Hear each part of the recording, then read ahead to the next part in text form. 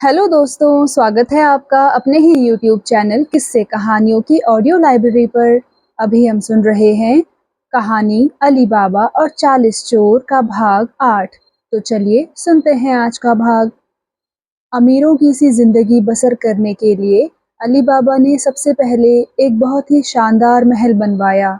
उस महल को बनवाने में जहां उसने संगमरमर का प्रयोग किया था, वहीं उसमें रोशनी के प्रबंध के लिए उसने बहुमूल्य झाड़ फानूस भी लगा रखे थे।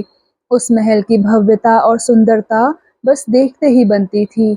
इतना शानदार महल तो वहां के कोतवाल और अमीर का भी नहीं था। जब महल बन गया तब उसे मर्जीना की याद आई। मर्जीना की याद आते ही वह फिरदौसी की सराय की ओर चल दिया। मर्जीना उसे फिरदौसी की सराय में नहीं बल्कि कहवा खाने में मिली।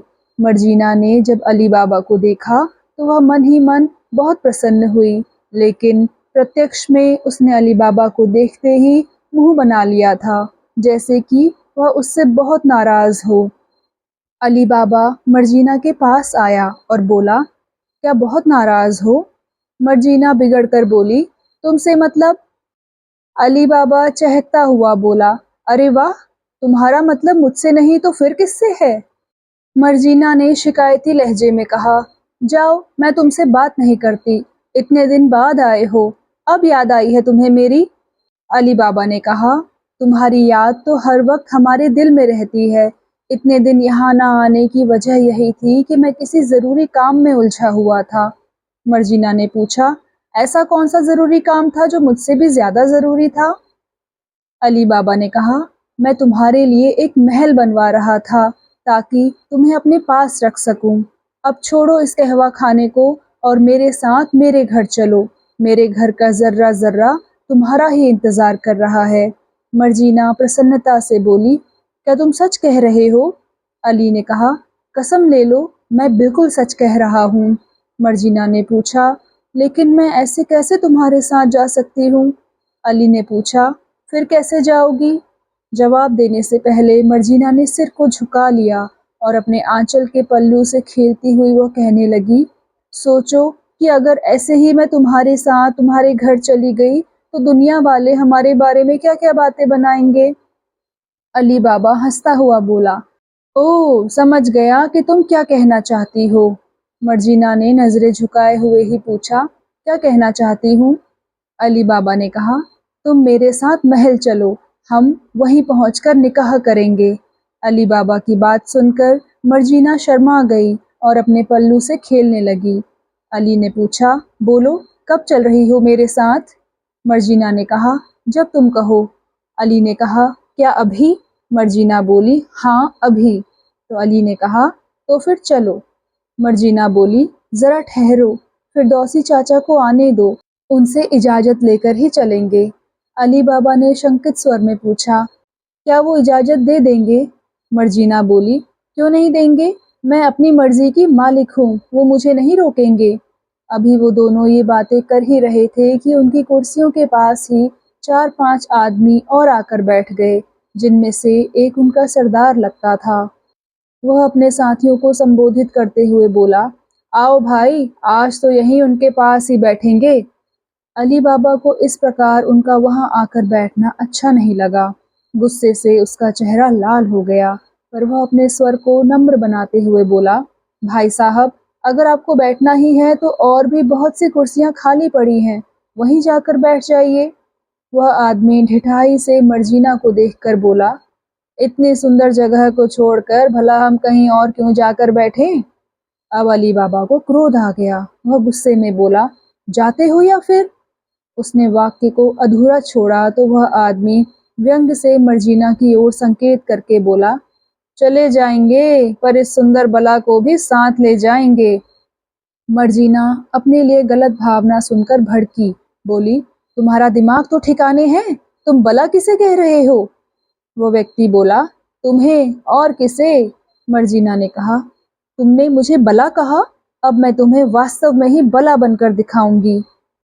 वो आदमी सड़क छाप मजनू के समान बोला, तुम बला, मैं दिल जला। इस दिल जले को जो भी खूबसूरत औरत पसंद आ जाती है, वो उसे पाकर ही दम लेता है। और इस समय यहाँ तुमसे खूबसूरत औरत कोई नहीं है। फिर भला मैं तुम्हें कैसे छोड़ सकता हूँ? मर्जीना बेखौफी से बोली। छोड़ने के लिए पहले पकड़ना पड़ता है। तुम जरा मुझे हाथ लगाकर तो दिखाओ। अली बाबा बीच में आता हुआ बोला, तुम चुप रहो मर्जीना, मैं अभी इसका दिमाग दुरुस्त करता हूँ।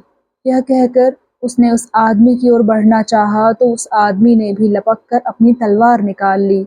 अब अली बाबा ने भी अपनी तलवार की ओर हाथ बढ़ाया तो मर्जीना बीच में आती हुई बोली, तुम्हें अगर अली से मुकाबला करना है तो यहाँ से बाहर जाना होगा। वह आदमी तन कर बोला, हाँ हाँ, मैं कब इससे डरता हूँ, चलो बाहर चलो, मैं सारी अकड़ निकालता हूँ इसकी। फिर वे सभी बाहर मैदान में आ गए।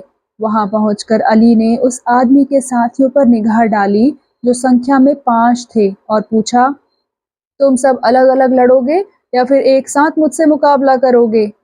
उस आदमी ने कहा, तुमने हमें क्या कायर समझ लिया है जो हम एक अकेले पर सब मिलकर हमला करेंगे? मुकाबला मेरे और तुम्हारे बीच होगा। फिर वह अपने साथियों को संबोधित करके बोला, तुम लोगों में से कोई भी हमारी लड़ाई में दखल नहीं देगा। बस तुम इस लड़की पर नजर रखना, ये कहीं जाने ना पाए। उसके आदमियों को अपनी ओर आते देखकर मर्जीना ने कहा, मैं कहीं नहीं जाने वाली। फिर वह आदमी अली बाबा की ओर मुड़कर बोला, अगर तुम इस मुकाबले में जीत गए तो तुम इस लड़की को ले जाने के हकदार होंगे, वरना ये लड़की हमारी होगी। बोलो मंजूर है? अली बाबा की क्रोध से बुरी हालत हो रही थी। वो ये सहन नहीं कर सकता था कि कोई और उसकी प्रेमिका पर कुदृष्टि डाले। बाहर मैदान में आकर वो दोनों तलवारें लेकर एक दूसरे के सामने आकर खड़े हो गए।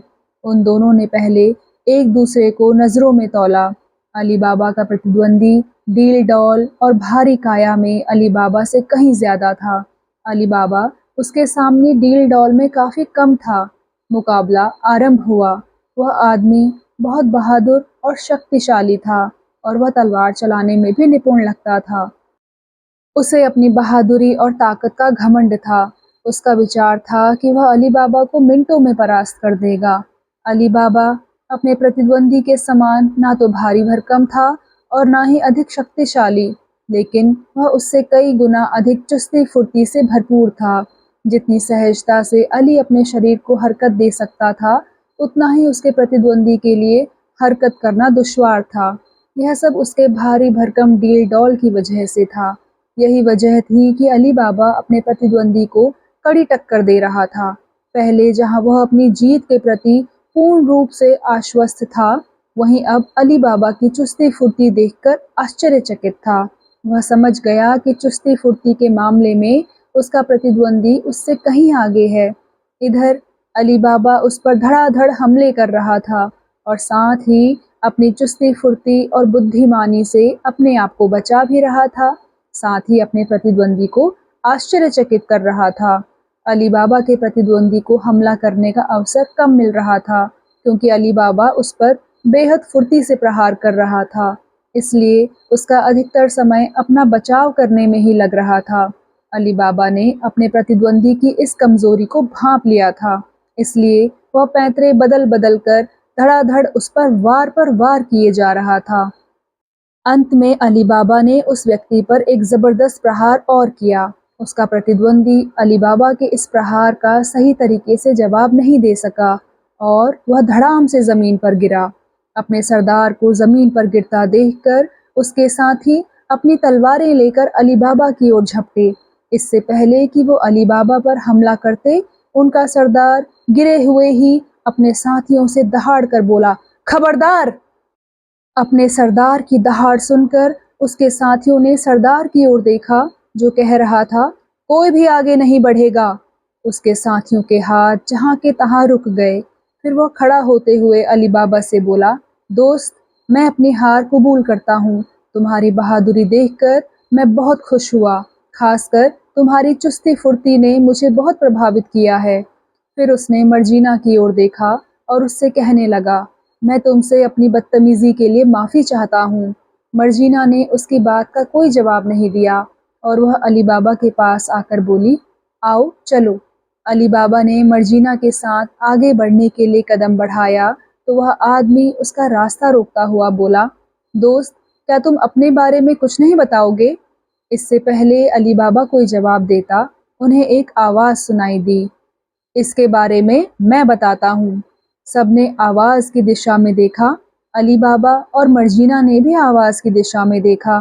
तब उन्हें एक आदमी उन्हीं की ओर आता दिखाई दिया। अली बाबा ने उस आदमी को देखते ही पहचान लिया। यह वही आदमी था जिसने एक आँख पर पट्टी बांध रखी थी और जिसने अली बाबा को मुकाबले में शामिल होने के लिए प्रेरित किया था।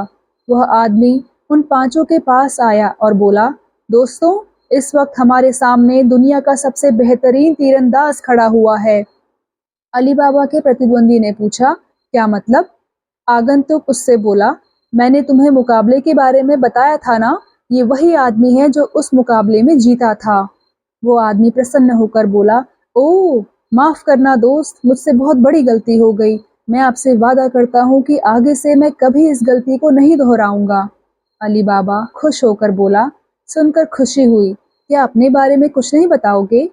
आंख पर बंधी पट्टी वाला बोला, दोस्त, वक्त आने पर हम अपने बारे में भी बता देंगे। फिलहाल तो अभी हम चलते हैं। आओ, चलो दोस्तों। अंतिम वाक्य उसने अपने साथियों से कहा था। उनके जाने के बाद अली बाबा मर्जीना को लेकर अपने महल में आ गया और उससे निकाह की जोर शोर से तैयारियां करने लगा। निकाह करने से पहले अली बाबा जंगल में रहने वाली विधवा बुढ़िया के पास आया, जिससे उसके निकाह के समय वह बुढ़िया उसकी माँ की कमी को पूरी कर सके। जब अली बाबा ने उस विधवा बुढ़िया को अपने साथ अपने महल में ले जाने की इच्छा जताई, तो बुढ़िया इनकार करती हुई बोली, बेटा, तुमने मुझे माँ का दर्जा दिया, यह इस बात की निशानी है कि तुम्हारी रगों में किसी नेक इंसान का खून बह रहा है, लेकिन मैं तुम्हारे साथ जाने में मजबूर हूँ। अली ने पूछा, क्या मैं वजह पूछ सकता हूँ अम्मा? बुढ़िया बोली, वजह सीधी सी यही है कि अगर कभी मेरे बेटों को मेरी याद आई और वो मुझसे मिलने यहाँ आए, तो मुझे यहाँ ना पाकर सोचो उन्हें कितनी नाउम्मीदी होगी। फिर मैं भी अपने बेटों से कभी नहीं मिल पाऊंगी, जिनका मैं इतने वक्त से बेसब्री से इंतजार कर रही हूँ। अली ने कहा, अम्मा, मैं यहाँ इस झोपड़ी में अपना एक पहरेदार छोड़ दूंगा। जब कभी तुम्हारे बेटे यहाँ आएंगे तो वो तुम्हारा पैगाम उन्हें पहुँचा देगा। बुढ़िया ने कहा, नहीं बेटा, मैं यहीं खुश हूँ, तुम मुझे यहीं रहने दो।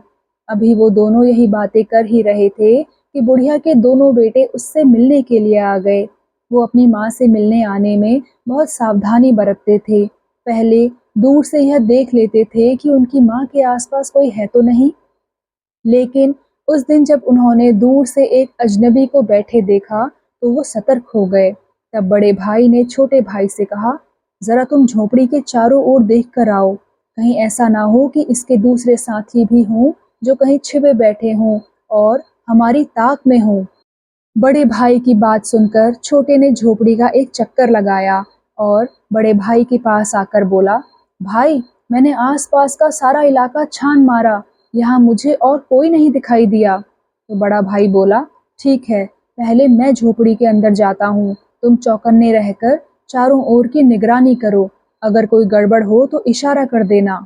छोटे ने सहमति से अपना सिर हिलाया। तब बड़े भाई ने धीरे से द्वार खटखटाया। उस आवाज को सुनकर बुढ़िया चौंकी और प्रसन्नता में भरकर बोली, मेरा बेटा आ गया। यह कहकर वह जल्दी से द्वार पर आई और अपने बेटे को देखकर प्रसन्नता से बोली, आओ बेटा, अंदर आओ। और वो छोटू कहाँ है? बड़े ने कहा, पहले यह बताओ अम्मा कि तुम अंदर किससे बातें कर रही थी? कहीं कोई सुल्तान का आदमी तो नहीं है जो हमें तलाश करता हुआ यहाँ तक चला आया हो? बुढ़िया जल्दी से बोली, अरे नहीं बेटा, वो भी मेरा ही एक बेटा है। बड़ा भाई यह सुनकर चौंका, बोला, बेटा? बुढ़िया ने कहा, हाँ बेटा, जब वह मुझे अपनी माँ कहता है तो वो हुआ ना मेरा बेटा। वह मुझे इस जंगल से अपने घर ले जाने के लिए आया है, लेकिन मैंने यहाँ से जाने से साफ इनकार कर दिया। अब तुम ये बताओ कि छोटा कहाँ है? बड़े बेटे ने संतोष की सांस लेकर सीटी बजाई तो छोटा भाई भी वहां आ गया। बुढ़िया अपने दोनों बेटों को लेकर अंदर पहुंची। जैसे ही उन दोनों भाइयों की नजर अपनी माँ के पास बैठे व्यक्ति पर पड़ी, वे दोनों चौंक पड़े और आश्चर्य से बोले, तुम यहाँ? वो दोनों कोई और नहीं, एक तो वही आदमी था जो अपनी एक आंख पर पट्टी बांध कर रहता था इस समय उसने कोई पट्टी नहीं बांधी हुई थी और दूसरा वह था जिसने मर्जीना के लिए अली बाबा से लड़ाई लड़ी थी। अली बाबा उन दोनों को देखते ही खुश होकर बोला, अच्छा तो तुम दोनों ही अम्मा के बेटे हो, जमाल और कमाल। बुढ़िया ने कहा, अब मेरे 2 नहीं 3 बेटे हैं। इस पर अली ने कहा, अगर ऐसी बात है तो तुम अब मेरे साथ जाने से इनकार नहीं कर सकती हो अम्मा। अली बाबा की बात सुनकर दोनों ने पूछा, क्या मतलब? अली बोला, दोस्तों, इनमें मुझे अपनी माँ की छवि दिखाई देती है और आज मैं इन्हें अपने साथ ले जाने के लिए यहाँ आया हूँ। आप लोगों को इसमें कोई परेशानी तो नहीं है? अली बाबा का प्रस्ताव सुनकर वो दोनों प्रसन्न हो गए और खुशी से बोले, इससे अच्छी बात और क्या हो सकती है? अब हम अपनी माँ की ओर से बेफिक्र हो जाएंगे। अली ने कहा, तुम लोग जब चाहे अम्मा से मिलने आ सकते हो, मेरी ओर से तुम्हें पूरी आज़ादी है। फिर कुछ देर तक अपने बेटों से बतियाने के बाद विधवा बुढ़िया अली के साथ उसके घर चली आई और अली बाबा व मर्जीना के निकाह की तैयारियों में जुट गई। अली बाबा ने अपने निकाह में शहर के सभी नामी रईसों, अमीरों और बड़े-बड़े पदाधिकारियों को आमंत्रित किया था। उसके निकाह में शामिल होने के लिए कोतवाल और काजी भी वहां आए थे और सभी अली बाबा के निकाह समारोह की मुक्त कंठ से प्रशंसा कर रहे थे। अली बाबा ने अपने बड़े भाई कासिम और उसकी पत्नी को भी अपनी शादी का दावतनामा भेजा था। कासिम अपनी पत्नी के साथ वहां आया। वह उसके महल की भव्यता और सुंदरता को देखकर हैरान रह गया। उससे भी ज्यादा हैरान उसकी पत्नी हुई थी। कासिम की पत्नी को ऐसी भव्यता और सुंदरता देखकर भी अपनी आंखों पर विश्वास नहीं हो रहा था। अली बाबा का महल एक सुंदर दुल्हन की तरह सजा हुआ था, जिसमें जगह-जगह बेशकीमती फानूस लटके हुए थे। खिड़कियों और दरवाजों पर कीम ख्वाब के पर्दे लटके हुए थे और सच्चे मोतियों की चिलमनों से घर को संवारा गया था। उस विवाह समारोह में अली बाबा ने दिल खोल कर गरीबों को दान दिया था। उसने सोने चांदी की अशर्फियां जिस तरह फकीरों पर लुटाई थी, ऐसा तो कोई राजा महाराजा भी नहीं लुटाता था। जैसे जैसे कासिम की पत्नी अली बाबा की दरिया दिली और भव्यता को देख रही थी, वैसे वैसे उसकी आंखें चौड़ी होती जा रही थी। उसे अपनी आंखों पर यकीन ही नहीं हो रहा था कि ये वही अली बाबा है जिसे उसने और उसके शौहर ने खड़े खड़े नंगे पैर घर से निकाला था। जब उन्होंने अली बाबा को घर से निकाला था तो उसके पास पैसे के नाम पर फूटी कौड़ी भी नहीं थी, जबकि आज उसने अपनी दुल्हन को सोने, चांदी, मोती और बेशकीमती जेवरात से लाद रखा था। इतना सोना चांदी तो उसने सपने में भी नहीं देखा था और जितने बेशकीमती जेवरात मर्जीना ने पहन रखे थे, ऐसे जेवरात तो उसने राजकुमारियों के पास भी नहीं देखे थे। इतनी सारी दौलत की चमक-दमक देखकर कासिम की पत्नी का मन उत्सुकता से भर उठा। वो यही सोच-सोच कर हैरान थी कि आखिर अली बाबा जैसे फक्कड़ के पास इतनी धन दौलत आई कहाँ से है। उसने मन ही मन उस रहस्य का पता लगाने के लिए ठान लिया। जैसे ही वह निकाह समारोह से वापस आई, वह अपने शौहर कासिम को घेर कर बैठ गई और उससे पूछने लगी, क्यों जी, तुम्हारे भाई के पास इतनी दौलत आई कहाँ से है? तब उसका शौहर कासिम विस्मित स्वर में बोला, बेगम, मैं खुद हैरान हूँ कि उसके पास इतनी दौलत कहाँ से आई। हमने तो उस भूखे नंगे को घर से निकाला था। उसकी बेगम बोली, मुझे लगता है कि कहीं से उसे गड़ा हुआ खजाना हाथ लग गया है, क्योंकि उसके जैसे ठाठ हैं, इतनी जल्दी कोई भी इतना अमीर नहीं हो सकता, चाहे वो कितनी ही मेहनत कर ले। कासिम ने सहमति जताई, कहा, मुझे भी यही लगता है कि उसके हाथ कोई बहुत बड़ा खजाना लग गया है। उसकी पत्नी बोली, फिर तुम्हें अपने भाई से उस खजाने का पता मालूम करना होगा। कासिम ने कहा, बेगम, हमने धक्के मारकर और बेइज्जत करके उसे घर से निकाला था और उसकी तमाम दौलत और जायदाद पर कब्जा कर लिया था। वो भला हमें खजाने का पता क्यों बताएगा? वह तो हमसे पहले ही नाराज होगा। इस पर कासिम की पत्नी ने तर्क देते हुए कहा, अगर वह नाराज होता तो हमें निकाह का पैगाम नहीं भेजता और ना ही वो हमारा इस प्रकार खुले दिल से इस्तकबाल करता। कासिम उससे सहमत होता हुआ बोला, हाँ, ये बात तो है बेगम, वो यकीनन ही बड़े दिल वाला है। कासिम की पत्नी पलटी मारते हुए बोली, क्या खाक दिल वाला है? मैं तो कहती हूँ कि वह उसका ढोंग और दिखावा था। हमें चिढ़ाना चाहता था कि देखो तुमने हमारे साथ क्या सुलूक किया और मैं तुम्हारे साथ कैसा बर्ताव कर रहा हूँ। वो हमसे मोहब्बत दिखाने का नाटक कर रहा था। कासिम बोला, नहीं बेगम, यहाँ मैं तुम्हारी बात नहीं मानूंगा।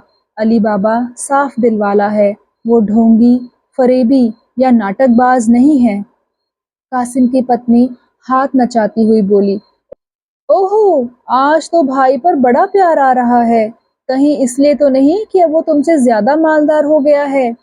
इस पर कासिम ने असहाय भाव से कहा, मैं तुम्हें सच्चाई बता रहा हूँ, अब तुम इसे कुछ भी समझ लो। कासिम की पत्नी ने पासा फेंका, कहा, अच्छा, अगर तुम्हें अपने भाई पर, उसकी अच्छाई पर इतना ही भरोसा है तो उससे मालूम करके बताओ कि वह इतनी दौलत लाया कहाँ से है। कासिम ने उससे तंग आकर पूछा, आखिर तुम क्यों जानना चाहती हो? उसकी पत्नी बोली, तुम्हारी भलाई के लिए। कासिम ने चौंक कर पूछा, क्या मतलब? तो इस पर उसकी पत्नी फिर हाथ नचाती हुई बोली, अब इतने भी नादान मत बनो, हमारे पास अब बचा ही क्या है, सब कुछ तो तुम गुलछर्रे उड़ाने में खर्च कर चुके हो। अगर यही हालत रही तो कुछ ही दिनों में भूखों मरने की नौबत आ जाएगी। कासिम बोला, फिर? इस पर उसकी पत्नी बोली, फिर क्या, अपने भाई से पता करो, जिससे अगर वहां कुछ बचा हो तो हमारे हाथ भी कुछ दौलत लग सके और हमारे भूखों मरने की नौबत ना आए। कासिम उससे सहमत होता हुआ बोला, कह तो तुम ठीक रही हो, कुछ न कुछ हमें करना ही होगा। मैं आज ही अपने भाई के पास जाता हूँ। कासिम की बीवी माथा पीटती हुई बोली, हाय हाय, मेरे तो नसीब फूट गए। जब अकल बंट रही थी तो तुम कहाँ घास चरने चले गए थे? कासिम विस्मित होता हुआ बोला, अब क्या हुआ? इस पर उसकी पत्नी बोली, मैं कहती हूँ तुम उसके पास मत जाओ, बल्कि उसे यहाँ बुलवाओ, उसकी दावत करो, उस पर अपने प्यार लुटाने का दिखावा करो, तभी वह तुम्हें कुछ बताने पर राजी होगा। बात कासिम की समझ में आ गई और उसने उसी दिन अपने यहाँ रात की दावत का पैगाम अली बाबा को भेज दिया। अली बाबा ने भाई के पैगाम को स्वीकार कर लिया और शाम को भाई के यहाँ जाने की तैयारी करने लगा। उसकी बीवी मर्जीना भी खुशी खुशी वहाँ जाने को राजी हो गई। तो दोस्तों, कैसा लगा आपको आज का भाग? कृपया कमेंट सेक्शन में आकर ज़रूर बताइएगा। और अगर आपने अभी तक इस चैनल को सब्सक्राइब नहीं किया है तो कृपया सब्सक्राइब भी ज़रूर कर लीजिएगा। मैं मिलती हूँ आपसे इसी कहानी के अगले भाग के साथ। तब तक के लिए धन्यवाद।